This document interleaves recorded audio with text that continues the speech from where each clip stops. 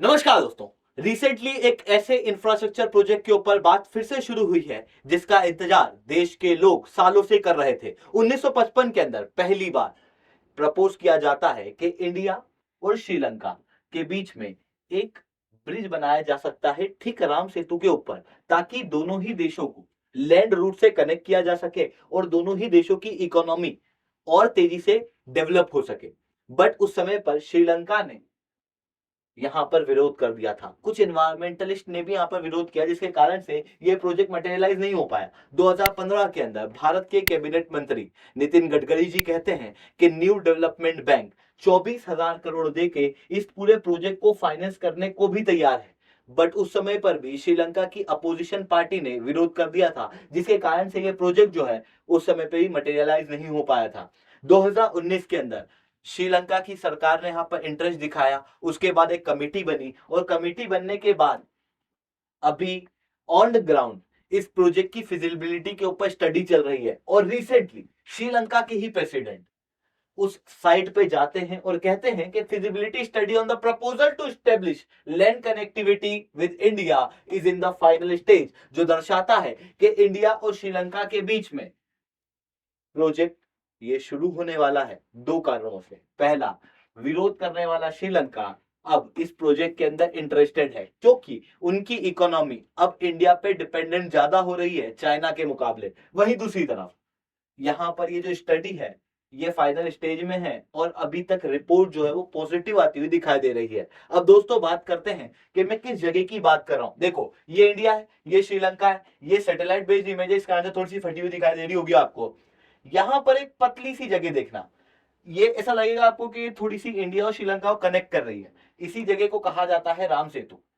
ये छोटे छोटे कोरल आइलैंड का एक समूह है जो थोड़ा पानी में है, थोड़ा जमीन पे है। और इसी तरीके से इंडिया और श्रीलंका जो है वो इस रीजन के अंदर कनेक्ट होता है। साथ में पाल्क बे और गल्फ ऑफ मन्नार आपस में अलग होते हैं। अब दोस्तों यहाँ पे सवाल कुछ उठते हैं। पहला, कि ये राम सेतु है क्या, इसे किसने बनाया था। दूसरा सवाल यहां पर यह क्रिएट होता है कि राम सेतु के ऊपर अगर हम ब्रिज क्रिएट कर दें तो उसके बाद इंडिया और श्रीलंका को इससे क्या बेनिफिट प्राप्त होंगे। तीसरा, अगर ये बहुत बेनिफिशियल प्रोजेक्ट है तो इस प्रोजेक्ट को क्यों हम बना नहीं पा रहे, यहाँ पर क्या क्या चैलेंजेस हैं। इन सारी चीजों को मैं शुभेंद्र चौहान डिटेल में आप लोगों के साथ में चर्चा करूंगा। बट उसके पहले आप लोग मेरे साथ में SRC10 टेलीग्राम ग्रुप के ऊपर जुड़ सकते हो। मेरे क्लास की अपडेट, पीपीटी, पीडीएफ सब कुछ आपको हमें मिल जाएगा। यूपीएससी सीएससी की तैयारी करना इंडिया के टॉप एजुकेटर से ऑफलाइन क्लास के अंदर जुड़ना है तो आप लोगों के पास में बहुत अच्छा मौका है। अनअकैडमी अब केवल ऑनलाइन नहीं रहा है, अनअकैडमी अब ऑफलाइन भी आ चुका है। दिल्ली के करोल बाग मुखर्जी नगर के अंदर, प्रयागराज के सिविल लाइंस के अंदर ऑलरेडी हमारे सेंटर्स खोले जा चुके हैं। अगर आप चाहते हो तो हमारे सेंटर्स के ऊपर विजिट कर सकते हो। और अगर आप सेंटर पे विजिट नहीं भी कर पाते हो और आप सोच रहे हो कि यार घर पे बैठे बैठे ही मैं इंक्वायरी कर लूं, तो नीचे कमेंट के अंदर या डिस्क्रिप्शन के अंदर आपको एक लिंक मिलेगी, उस लिंक को खोलना, उसे फिल आउट कर देना, नाम में शुभेंद्र डाल देना। उसके बाद हमारी टीम आपको रीच आउट करेगी। इंडिया के टॉप एजुकेटर आप लोगों को ऑफलाइन क्लासेस के अंदर पढ़ाएंगे सबसे कम रेट में और सबसे अच्छी क्वालिटी के कोर्स में। ये वही टीचर हैं जिनके द्वारा इंडिया को ये टॉपर्स दिए गए, ये वही प्लेटफॉर्म है जिनके द्वारा ये टॉपर्स दिए गए। और आप ध्यान से देखना, ये जो टॉपर्स हैं ये हमारे प्लेटफॉर्म पे पढ़े हुए बच्चे हैं, ये किसी इंटरव्यू गाइडेंस प्रोग्राम के या केवल टेस्ट सीरीज अटेंड किए हुए बच्चे नहीं है।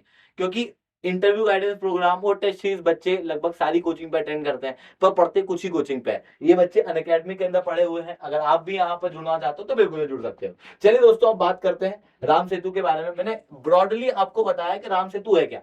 अब यहां पर जो ब्रिज बनाने की बात की जा रही है वो की जा रही है धनुष कोटि से, क्योंकि इंडिया के यहां पर धनुष कोटि तक जमीन है, लैंड है।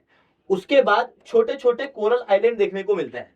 According to ISRO data, ISRO का डाटा कहता है कि ये 103 आइलैंड की 48 किलोमीटर की पूरी चेन है, जिसके अंदर जो कोरल वाला रीजन है वो लगभग 30 किलोमीटर का है। और यहां पर इन दो रीजन को कनेक्ट करने के लिए अगर हम सीधे जाएं तो हमको केवल 15 किलोमीटर ही लगेंगे।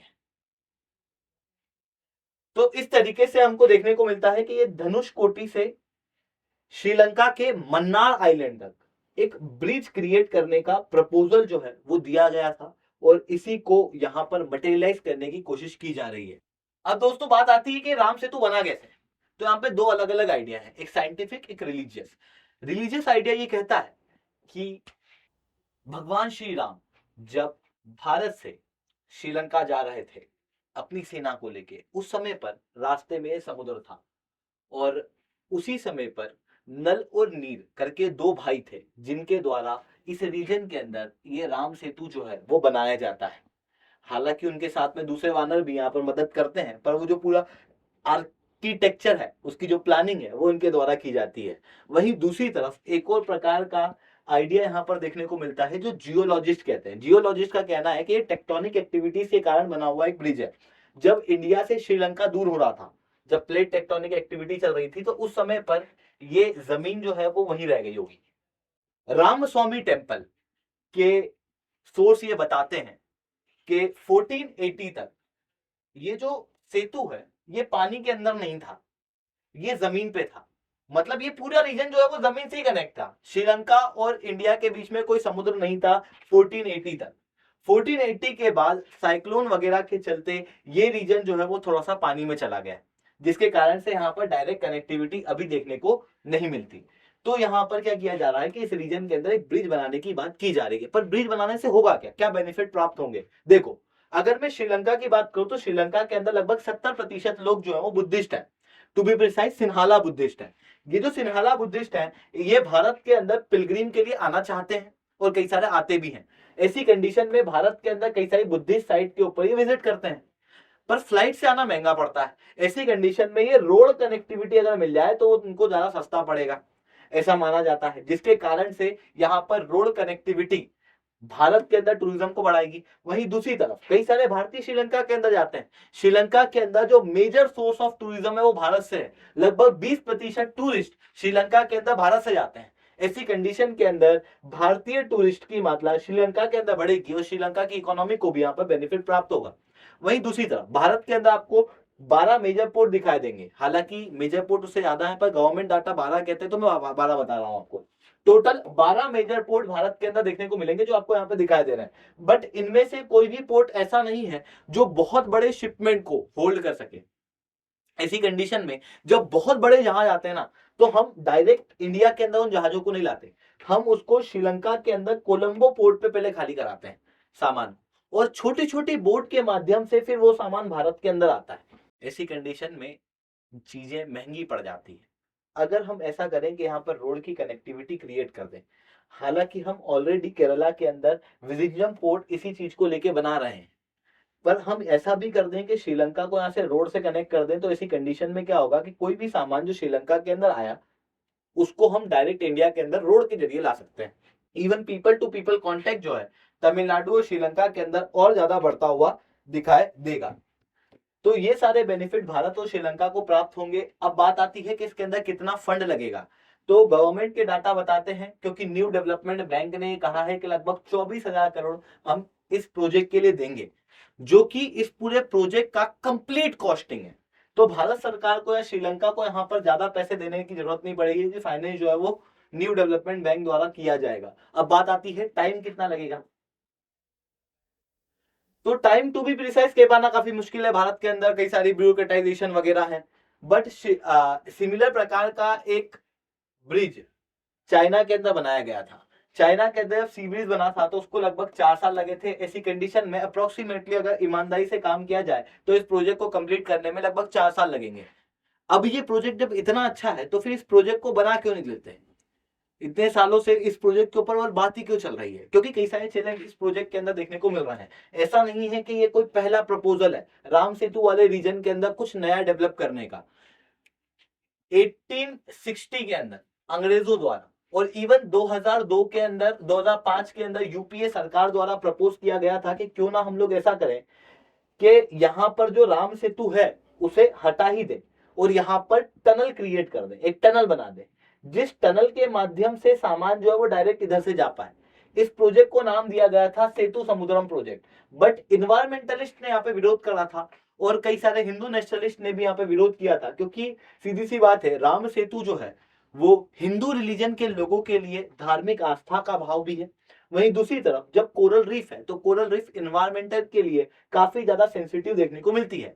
सिमिलरली अब जब टनल नहीं बना रहे और ब्रिज बनाने की बात कर रहे हैं तो उस समय पर भी हिंदू रिलीजन वाले लोगों को ज्यादा दिक्कत तो नहीं होगी, बट इन्वायरमेंटलिस्ट को दिक्कत होगी। क्योंकि यहाँ पे एनवायरमेंट के इशू जो है वो आते हुए दिखाई देंगे। वहीं दूसरी तरफ श्रीलंका भी बार बार इस प्रोजेक्ट के खिलाफ विरोध करता रहा था अभी तक। उनका कहना यह था कि कई सारे भारतीय लोग, खास रूप से तमिलनाडु के लोग श्रीलंका के अंदर आने लगेंगे, जिसके कारण से श्रीलंका के अंदर एक नया रेफ्यूजी क्राइसिस क्रिएट होगा जो 1950s और 1960s के समय पे श्रीलंका फेस कर रहा था। सिमिलरली भारत के अंदर भी इसी तरीके का इशू जो है वो फेस होगा। कई सारे रेफ्यूजी श्रीलंका से भारत की तरफ आएंगे क्योंकि श्रीलंका के अंदर पुश फैक्टर ज्यादा है, भारत के अंदर पुल फैक्टर ज्यादा है। भारत की इकोनॉमी अब तेजी से ग्रो कर रही है और श्रीलंका की इकोनॉमी अब इकोनॉमिक क्राइसिस से जूझ रही है, तो लोग श्रीलंका को छोड़ के कहीं और जाने का प्रयास करेंगे। और अगर भारत से डायरेक्ट रोड कनेक्टिविटी होगी तो सीधी सी बात है भारत की तरफ आते हुए दिखाई देंगे। श्रीलंका का एक और कंसर्न भी है, क्योंकि श्रीलंका या फिर भारत के पड़ोसी देश अक्सर ये कहते हैं कि भारत जो है वो बिग ब्रदर की तरह काम करता है। ऐसी कंडीशन में श्रीलंका को लगता है कि यार कई सारे अपोजिशन के लोग डराने के लिए कह देते हैं ताकि लोग सपोर्ट ना करें, अचानक से बड़ा इंफ्रास्ट्रक्चर प्रोजेक्ट ना बन जाए, नहीं तो जो रूलिंग गवर्नमेंट है वो तो फिर सालों तक उसी को बता बता के राज करती रहेगी। तो अपोजिशन के लोग ये कहते हैं श्रीलंका के अंदर कि ये पहले ब्रिज बनवाएंगे भारत के लोग और फिर उसके बाद में श्रीलंका के अंदर इन्वेजन कर देंगे, जिसके कारण से श्रीलंका जो है वो अधिकतर यहाँ पर विरोध करता रहता है। वहीं दूसरी तरफ देखो, मैंने आपको क्या बताया, मैंने बताया कि 1480 के अंदर रामस्वामी टेम्पल के जो रिकॉर्ड्स हैं वो कहते हैं कि ये जो ब्रिज था या कहूँ राम सेतु था ये पहले जमीन पे था, फिर उसके बाद ये पानी में गया। क्यों? सुनामी की वजह से। क्यों? क्योंकि कई सारे रीजन में टाइफून आ रहे थे, साइक्लोन्स आ रहे थे, उन चीजों की वजह से।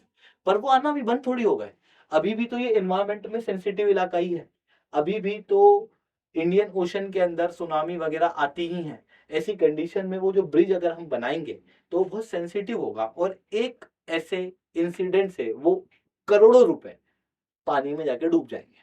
इस कारण से ये प्रोजेक्ट के अंदर कई सारे चैलेंजेस जो है वो हम लोगों को देखने को मिलते हैं, बट रिसेंटली श्रीलंका ने यहाँ पर इंटरेस्ट जो है वो दिखाया है। आई होप आप लोगों को ये सारी बातें समझ में आई होंगी। लेक्चर अच्छा लगा हो तो लाइक करना, लेक्चर बहुत अच्छा लगा हो तो नीचे साथ रिटर्न कमेंट करना। यूपीएससी की तैयारी करना है, इंडिया के टॉप एजुकेटर से ऑफलाइन क्लासेस के अंदर पढ़ना है तो आप लोगों के पास में अच्छा मौका है। अनअकैडमी अब केवल ऑनलाइन नहीं रहा है, अनअकैडमी अब ऑफलाइन भी आ चुका है। दिल्ली के करोल बाग मुखर्जी के अंदर, प्रयागराज के सिविल लाइन्स के अंदर ऑलरेडी हमारे सेंटर्स खोले जा चुके हैं। अगर आप चाहते हो तो बिल्कुल से विजिट कर सकते हो। That's all from my side. जय हिंद, जय भारत।